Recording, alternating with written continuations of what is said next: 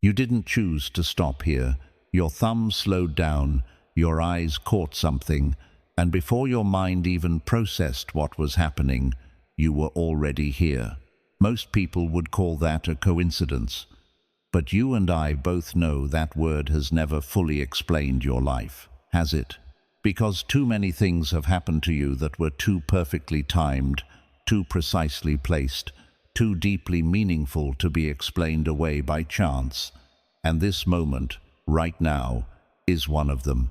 So before you do anything else, before you scroll back up, before you check another notification, before you let the noise of the world pull you back into its current, I need you to stay right here, just for a little while, because what is about to unfold in the next few minutes was not written for everyone. It was written for you.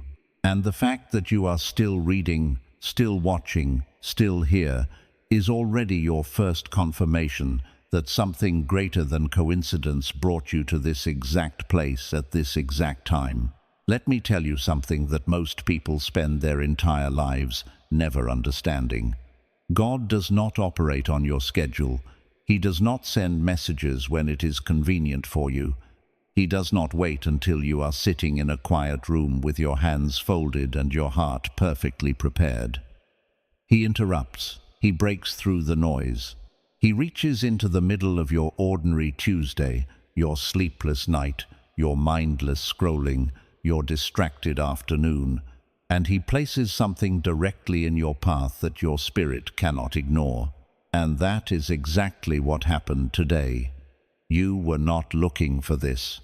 You were not seeking a sign. You were not even in the mood for something deep or meaningful. But something inside you, something older than your thoughts and quieter than your feelings, recognized this moment before your conscious mind did, and it made you stop. That is not psychology. That is not algorithm. That is God. Now, I want you to think back, not to yesterday, not to last week, but further. Think back to a time when your life made no sense, a time when everything you had built began to fall apart, a time when the people you trusted disappeared, when the doors you knocked on stayed closed, when the prayers you whispered into the darkness seemed to dissolve before they ever reached the ceiling. Think back to the version of you that sat alone and wondered if any of this had a purpose. Think back to the nights when the silence was so loud it almost broke you. I want you to go back there for just a moment, not to hurt you, but because what I am about to say next is going to reframe everything you went through, and I need you to feel the weight of it before you receive the truth of it. You were never falling apart. You were being taken apart. There is a difference so profound, so life-changing, that once you understand it, you will never look at your pain the same way again. When something falls apart, it is destruction. When something is taken apart, it is preparation. A surgeon does not cut into a body to destroy it. A craftsman does not dismantle a watch to ruin it. A builder does not tear down old walls because the structure is worthless. They do it because something greater is being built, something that could not exist if the old thing stayed standing. And God, the one who designed you before you ever took your first breath, who wrote every chapter of your life before you lived a single page of it, He has been the master craftsman of your story all along. Every piece He removed had a reason. Every wall He tore down made room for something stronger. Every relationship He ended created space for something real. Every dream He delayed was being upgraded in the waiting. You have to understand something about how God works, because if you do not understand His methods, you will spend your whole life misreading His movements. God does not work in straight lines. He works in spirals. He works in seasons. He works in what looks like detours but are actually divine routes. The path He takes you on will rarely make sense while you are walking it. The lessons He teaches, you will rarely feel like lessons when you are living them. The preparation He puts you through will often feel like punishment, but it is not. It never was. And if you look back honestly at everything you have survived, everything you have walked through, everything that broke you and then somehow, mysteriously, beautifully put you back together stronger than before, you will see the fingerprints of God all over your story. Think about the closed doors, the ones that crushed you, the job you did not get, the relationship that ended, the opportunity that slipped away right when you thought you had it. In the moment those doors closed, it felt like rejection. It felt like failure. It felt like God had turned his face away from you. But what if every closed door was not rejection but redirection? What if every no you received was protecting you from a yes that would have taken you somewhere you were never meant to go? What if the doors that closed were not walls but guardrails, keeping you on a path you could not yet fully see? Because here is the truth that will set you free.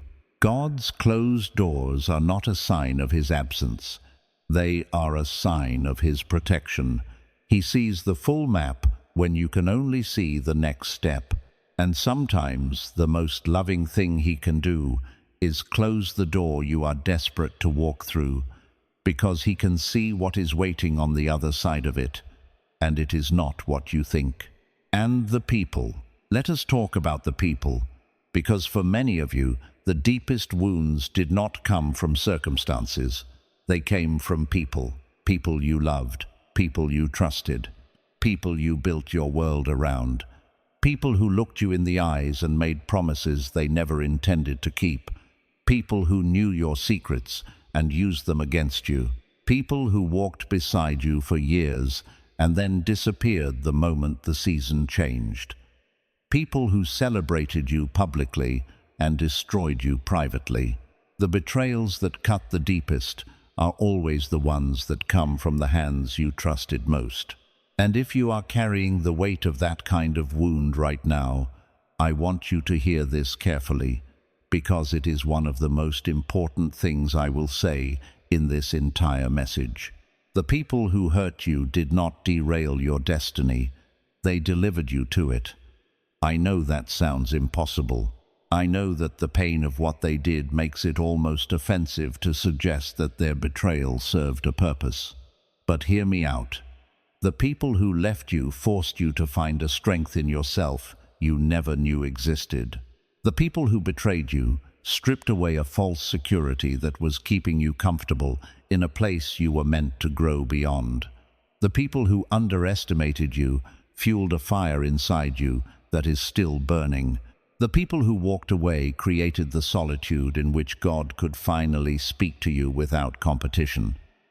Not one of those painful departures was without divine purpose. Not one of those wounds was wasted. God used every single one of them to shape you, sharpen you, and separate you for something they were never qualified to be part of. Because here is what most people do not tell you about being chosen. Being chosen is not a comfortable thing. It is not a title that comes with ease and applause from the beginning. Being chosen means being set apart, and being set apart means being misunderstood. It means walking a path that does not look like the paths of the people around you. It means carrying a calling that others cannot see yet. It means enduring seasons that make no sense to the people watching your life from the outside. Being chosen means that God has placed something inside you that is too important, too powerful, too significant to be developed in comfort. So, he develops it in the fire. He sharpens it in the silence. He strengthens it in the struggle, and he reveals it in the moment that he has been preparing all along. You were never meant to fit in, and deep down, you have always known that. From the time you were young, there was something about you that felt different, not broken, not wrong. Different. You saw things others missed. You felt things others dismissed. You asked questions others were afraid to ask. You carried a longing for something greater that you could not name but could not ignore. And instead of that difference being celebrated, it was often criticized. Instead of your depth being honored, it was often labeled as too much. Instead of your sensitivity being recognized as a gift, it was often treated as a weakness, and so you learned to hide it. You learned to shrink. You learned to make yourself smaller so the people around you would feel more comfortable. But no matter how small you made yourself, the calling never shrank with you. It just waited, patiently, faithfully, knowing that the day would come when you would stop apologizing for being exactly who God created you to be. That day is today. And this message is the confirmation you have been waiting for. Not from a person, not from a circumstance, but from the God who designed you, who never stopped believing in you, who never once looked at the mess of your life and regretted choosing you. He is saying to you right now, in this moment, through these words, stop shrinking, stop apologizing, stop waiting for permission from people who were never assigned to validate your calling. You were not made for their approval. You were made for His purpose. And His purpose for your life is so much larger, so much deeper, so much more powerful than anything you have been settling for. Now, let me speak to something very specific, because I believe there are people watching this right now who are in a particular kind of season. You are not in crisis, you are not falling apart, but you are in a strange in-between place, a waiting place, a place where the old chapter has clearly ended, but the new one has not clearly begun. A place where you feel the shift coming, but cannot yet see what it is shifting into. A place where the people around you are moving forward, and you feel strangely still, like you are watching life happen from behind a glass wall. And in that stillness, in that waiting, in that holy and often frustrating in-between, you have started to wonder if maybe you missed something, if maybe God forgot, if maybe the promises you received were for someone else and you were simply caught in the echo. I need you to hear this with everything in you. You have not missed it. God has not forgotten. The promises were real. The waiting is not punishment. It is preparation at the highest level. Because what God is getting ready to release into your life requires a version of you that could not have existed 2 years ago, 1 year ago, even 6 months ago. The breakthrough that is coming requires a foundation of character that can only be built through exactly the kind of season you have been in. The doors that are about to open require a level of wisdom and discernment that you did not have before this season. The relationships that are coming require a level of wholeness in you that the old wounds were preventing. God was not withholding from you. He was completing the work in you that would allow you to receive, hold, and steward what He was preparing to release. And here is something that will change the way you see your waiting season forever. In the natural world, the most valuable things require the longest preparation. A diamond is not formed overnight. It is formed under years of pressure in complete darkness, invisible to the world, unknown to anyone, seemingly without value or beauty until the moment it is finally brought to the surface. And when it emerges, everyone can see what all that pressure was actually producing. A tree does not grow its roots by reaching for the sun. It grows its roots by pushing down into the darkness of the earth, fighting through the hardness of the soil, expanding in the unseen places where no one is watching and no one is applauding.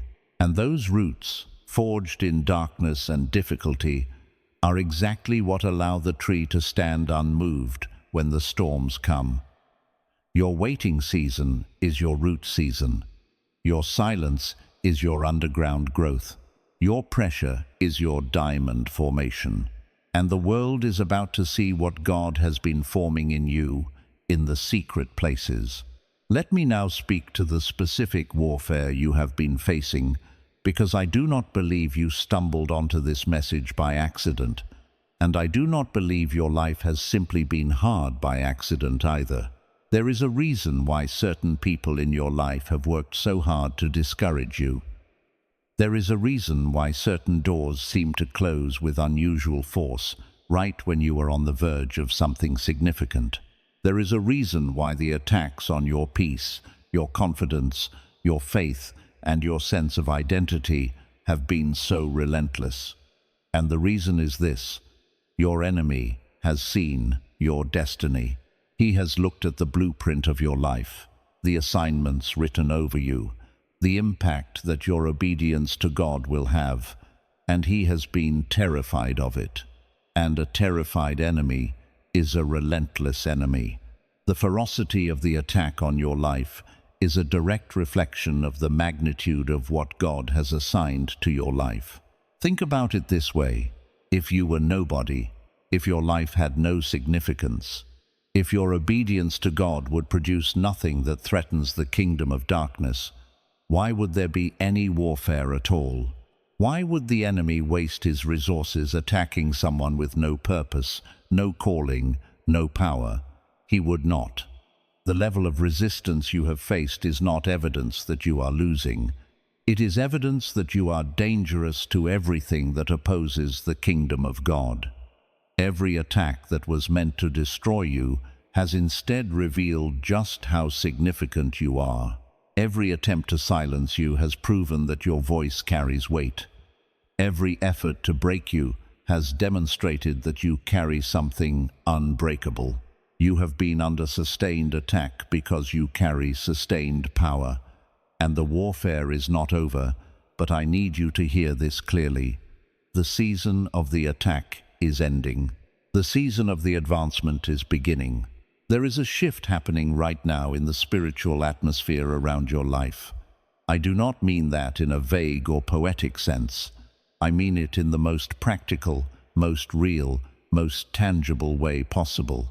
Things that have been stuck are beginning to move. Things that have been closed are beginning to open. Things that have been hidden from you are beginning to come to light. Conversations are being initiated in heaven right now about your next chapter. Assignments are being prepared. Resources are being positioned.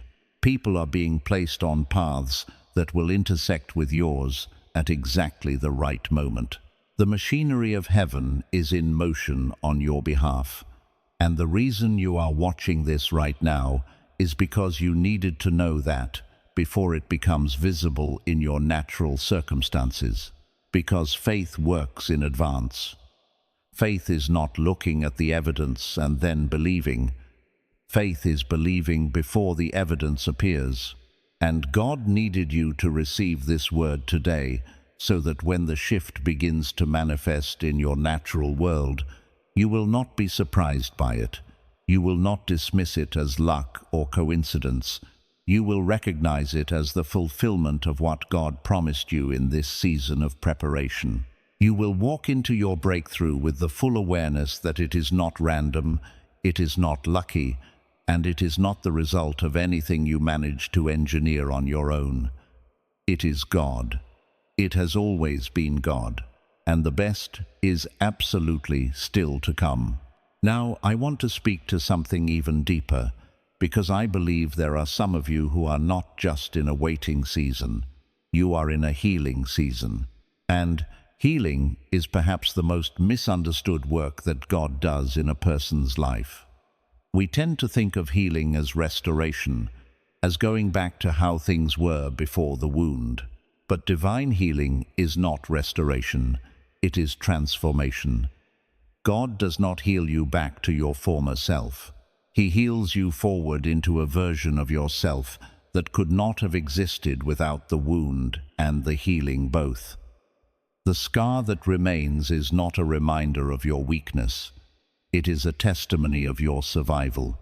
It is evidence that you were hit hard enough to wound anyone, and yet here you are, still standing, still breathing, still believing, still present. And that scar, that testimony, that evidence of survival is going to become one of the most powerful things in your life. Because the people God is sending you to reach are people who are still in the wound. And they need someone who has been in that same wound and come out the other side to show them that it is possible to survive it. Your healing is not just for you. It never was. Every wound you have survived has equipped you to reach someone else who is currently drowning in that same pain. Every dark season you have walked through has given you a light that you could never have produced in the sunshine.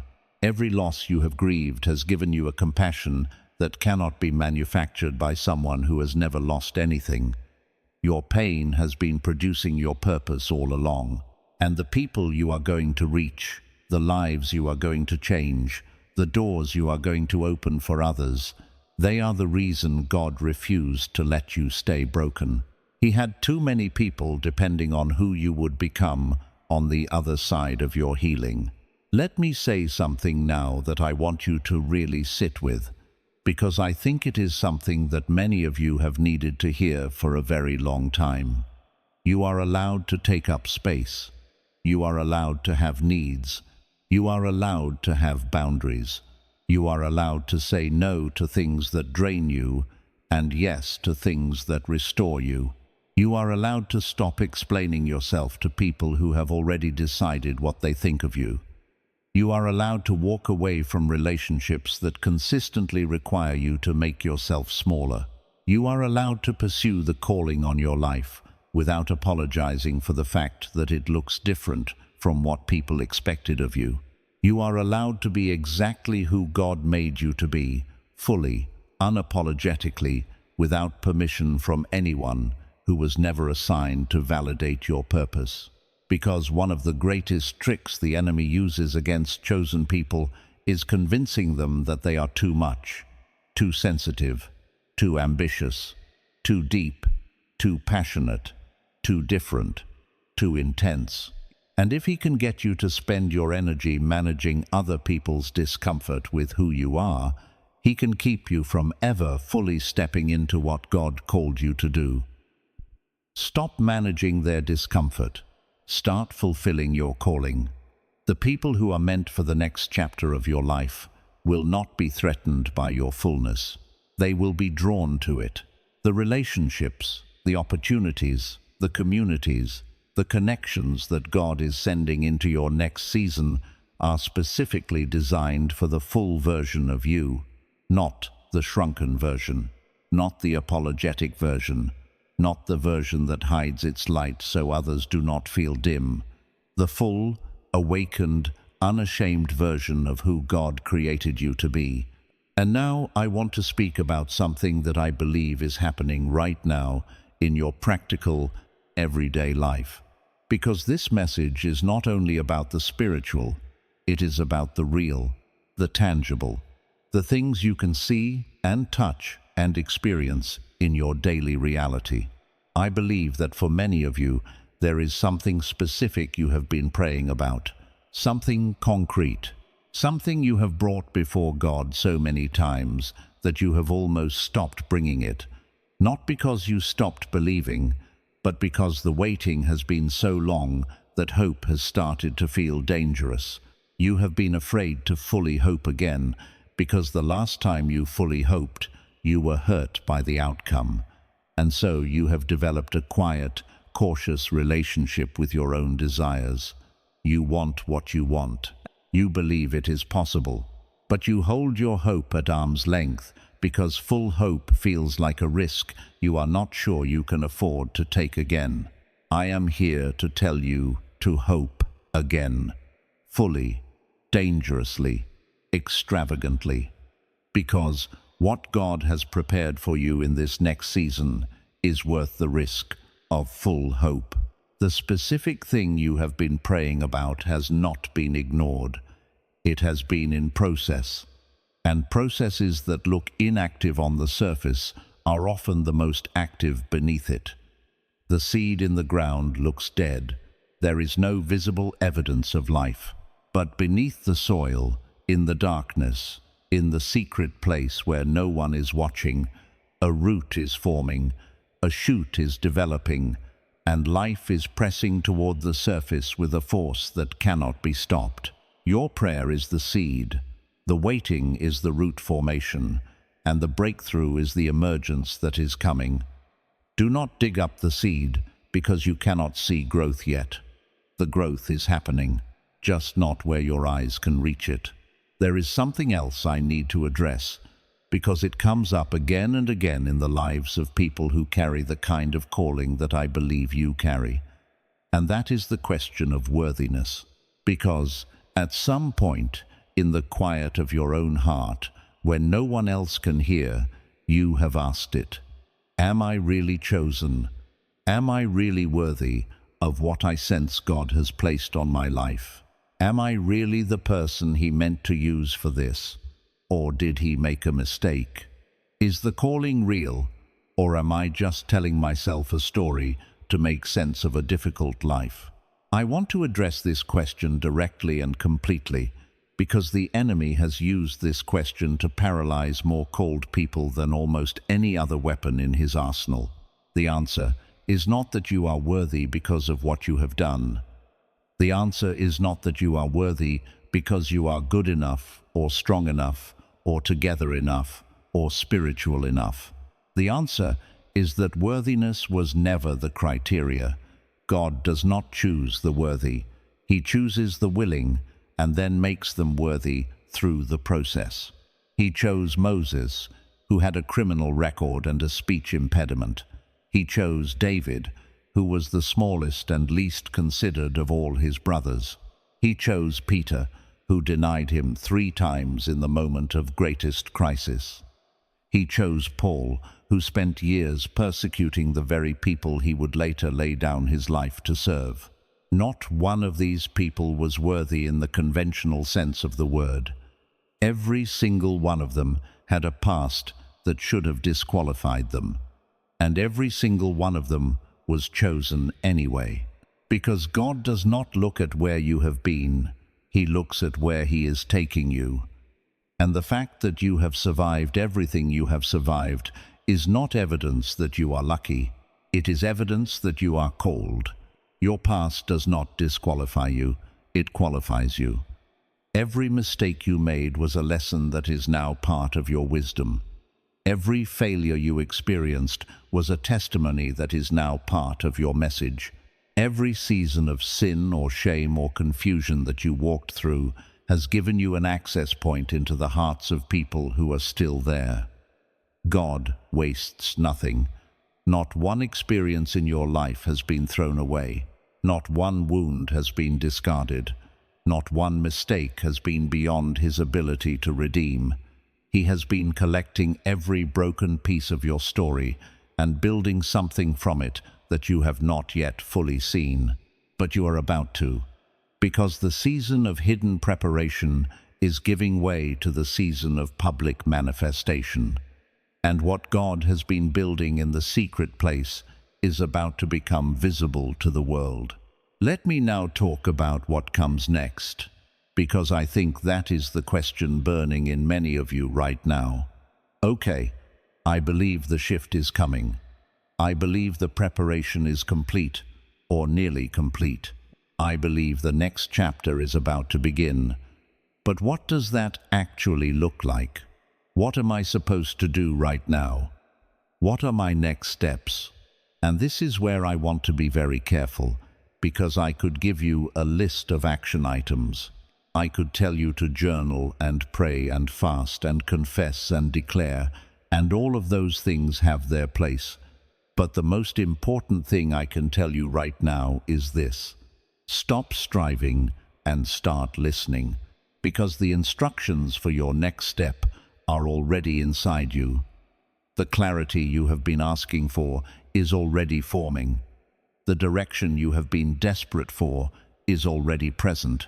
But you have been so busy looking for the answer out there, in other people's advice, in external signs and confirmations, in the noise and the busyness of your life, that you have not been quiet enough to hear what God has already placed within you. The scroll you interrupted today is a metaphor for something much bigger.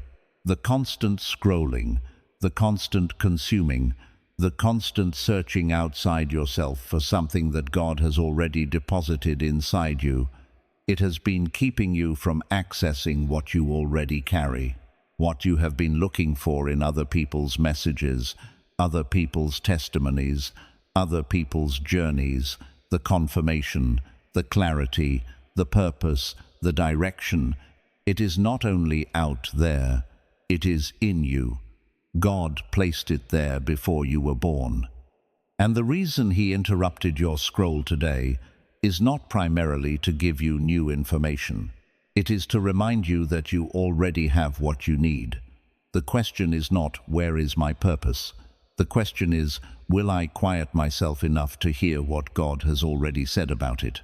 And so the most practical thing I can tell you to do after this message is to find a quiet place. Not to fill it with more content, more messages, more searching, but to sit in the quiet and ask God directly, what do you want me to know right now? What is the next step you have placed on my heart that I have been afraid to take? What have you already told me that I have been waiting for someone else to confirm? And then listen, really listen, with the kind of listening that is not thinking of what you are going to say next, with the kind of listening that is not already deciding what the answer will be before it comes, with the kind of listening that is open, humble, and genuinely expectant, because He will answer. He has always answered, and the answer is closer than you think. There is a peace available to you right now that transcends everything you are currently experiencing. A peace that does not require your circumstances to change before it shows up. A peace that does not depend on the prayer being answered yet, the breakthrough arriving yet, the clarity emerging yet. A peace that is available to you in the middle of the waiting, the middle of the warfare, the middle of the confusion, the middle of the in-between.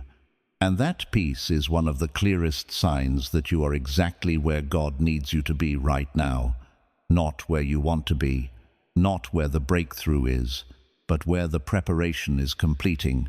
And preparation completed in peace is the most powerful kind, because it means you have learned to trust the one who is doing the preparing more than you trust your own understanding of the timeline. You have been carrying so much, and I want to acknowledge that before we move into the final part of this message, because I think one of the things that chosen people rarely hear is simple acknowledgement. Not a challenge, not another mountain to climb, not another level of faith to reach. Just someone saying, I see what you have been carrying, and I see that you have carried it with far more grace than you give yourself credit for. The version of you that is watching this today is not the same version that entered the hardest season of your life. You have grown. You have deepened. You have developed a resilience that was not there before. You have cultivated a faith that has been tested and has not broken. You have walked through things that would have destroyed many people, and you are still here, still seeking, still believing, still present. That is not small. That is extraordinary, and God sees it. Every prayer you prayed in the dark when you were not sure you believed anymore. Every time you chose to trust, even when everything around you was giving you reasons not to. Every morning you got up when everything in you wanted to stay down. Every moment of kindness you extended to others, even when you were the one in need. Every time you chose forgiveness when bitterness would have been so much easier. God saw every single one of those moments, and not one of them went unrecorded in heaven. The seed sown in your tears has been growing in ways you cannot yet see, but you will see it. And when you do, you will understand that none of it was wasted. Not one prayer, not one tear, not one moment of choosing faith in the darkness. The invitation of this moment, the reason God interrupted your scroll today, is not just to give you information. It is to give you a divine reset, a repositioning of your perspective, a realignment of your understanding of your own story. Because when you change the way you see what you have been through, everything changes. When you stop seeing your past as damage and start seeing it as data. When you stop seeing your wounds as weakness and start seeing them as wisdom. When you stop seeing your delays as punishment and start seeing them as preparation. When you stop seeing your differences as defects and start seeing them as divine design, everything changes. The same story, different lens. And the lens God wants to give you today is the lens of purpose. The lens that looks at every single chapter of your life, the painful ones, the confusing ones, the shameful ones, the triumphant ones, and sees a thread of intentional divine authorship running through all of it. Your story was never falling apart. It was always being written, and the author has not put down the pen. He is writing right now, in this season, in this waiting, in this shift, in this moment where you stopped scrolling and something in your spirit said, "This is for me," because it is, it always was. And the next chapter that he is writing for you, the one that is beginning right now, the one that the whole previous story was building toward, it is going to be the most powerful, most purposeful, most fruitful chapter you have ever lived. Not because the road will be easy, but because you will finally be walking it with the full weight of your calling, the full depth of your character, the full strength of your faith, and the full clarity of your purpose. So, here is what I want you to do right now, not tomorrow, not after you finish watching something else. Right now, in this moment, I want you to make a decision, a quiet, internal, nobody else has to see it decision. A decision to stop apologizing for who you are. A decision to stop waiting for permission to walk in your purpose. A decision to stop letting the opinions of people who do not understand your assignment determine the pace of your obedience to God. A decision to receive what God has been preparing for you with open hands and an open heart. A decision to believe, fully and finally, that you are not a mistake, you are not too late, you are not disqualified, and you are not forgotten. You are chosen. You have always been chosen, and the God who chose you has never once regretted it. The scroll stopped today for a reason. You are not here by accident. Heaven arranged this moment with the same precision and intentionality with which it arranged every other significant moment of your life. And the message is simply this: you are ready. The next chapter is beginning. The preparation is complete. The warfare is ending. The breakthrough is coming. The clarity is arriving. The purpose is unfolding. And the God who has been with you through every single step of the hard road is the same God who is walking with you now into the season you have been believing for all along. Keep going. Keep trusting. Keep showing up. Because what is coming for you is worth every single step of the road that brought you here. And this, chosen one, is only the beginning.